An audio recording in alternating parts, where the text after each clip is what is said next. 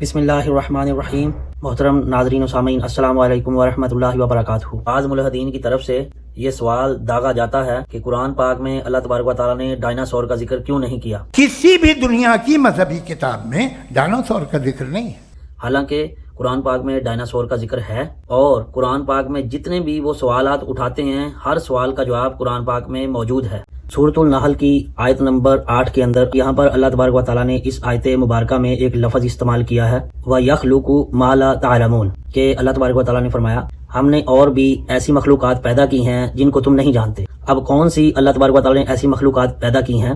جن کو ہم آج بھی نہیں جانتے، اور اس وقت کے لوگ جو ہے ڈائناسور سے ناواقف تھے؟ حالانکہ قرآن پاک میں اللہ تبارک و تعالیٰ نے ڈائناسور کا بھی ذکر کیا اور ان سپیشیز کا بھی ذکر کیا جو ابھی تک سائنسدانوں نے دریافت نہیں کی، اور آج سائنسدانوں نے اس بات کو تسلیم کیا ہے کہ ابھی تک اس دنیا میں 20 لاکھ سپیشیز دریافت ہو چکی ہیں، اور وقت کے ساتھ ساتھ ان کی تعداد بڑھتی رہتی ہے۔ جس طرح ٹیکنالوجی نے ترقی کی ہے اسی طرح سپیشیز کی نئی اقسام دریافت ہو رہی ہیں، اور سائنسدانوں کے ایک اندازے کے مطابق ہماری اس پلانٹ ارتھ پر سپیشیز کی تعداد 80 لاکھ سے 1 کروڑ تک ہو سکتی ہے، جس کو اللہ تبارک و تعالیٰ نے اس انداز میں ذکر کیا، وَيَخْلُقُ مَا لَا تَعْلَمُونَ،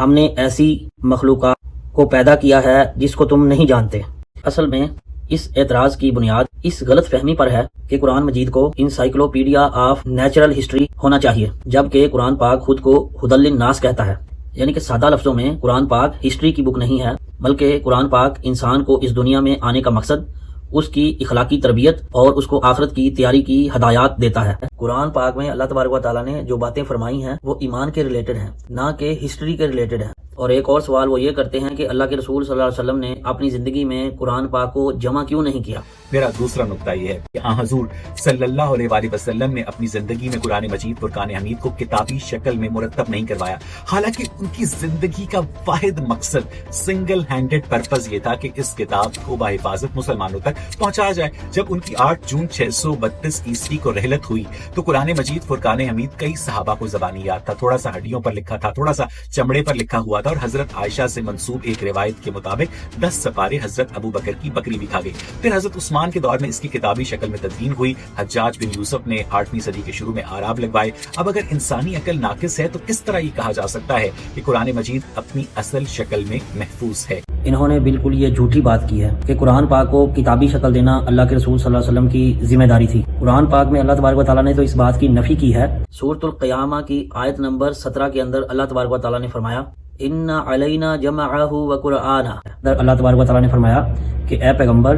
اس کا جمع کرنا ہمارے ذمہ ہے، اور جو انہوں نے حدیث پیش کی وہ حدیث بھی ضعیف ہے۔ لیکن اگر اس حدیث کو صحیح مان لیا جائے، کیا اللہ تعالیٰ کی اتاری ہوئی کتاب کو محفوظ کرنے کے لیے کاغذ کے چند ورقے چاہیے؟ بالکل بھی قرآن پاک کاغذ کے ورقوں کا محتاج نہیں، بلکہ قرآن پاک کو اللہ کے رسول صلی اللہ علیہ وسلم کے دور میں صحابہ نے اس کو حفظ کیا، اور تواتر کے ساتھ امت مسلمہ اپنے دلوں میں اس کو محفوظ کرتی آئی ہے، اور الحمدللہ آج بھی کروڑوں لوگوں کے دلوں میں قرآن پاک محفوظ ہے۔ حالانکہ سب سے زیادہ جو محفوظ مانا جاتا ہے وہ انسان کے سینے کے اندر محفوظ ہے۔ مثال کے طور پہ اگر دنیا میں تمام قرآن پاک کے نسخے ختم ہو جائیں تب بھی قرآن جو ہے وہ لوگوں کے سینوں میں محفوظ رہے گا۔ اس کو سیدنا ابو بکر صدیق رضی اللہ عنہ نے کتابی شکل دی، اور حضرت عثمان رضی اللہ عنہ کے دور میں اس کی کاپیاں بنا کر ہر گورنر کے پاس بھیجی گئیں، اور یہ کام انہوں نے عوام کی سہولت کے لیے کیا، نہ کہ محفوظ کرنے کے لیے، تاکہ وہ لوگ جو حافظ قرآن نہیں ہیں وہ اس کو اوپر سے دیکھ کر پڑھ سکیں۔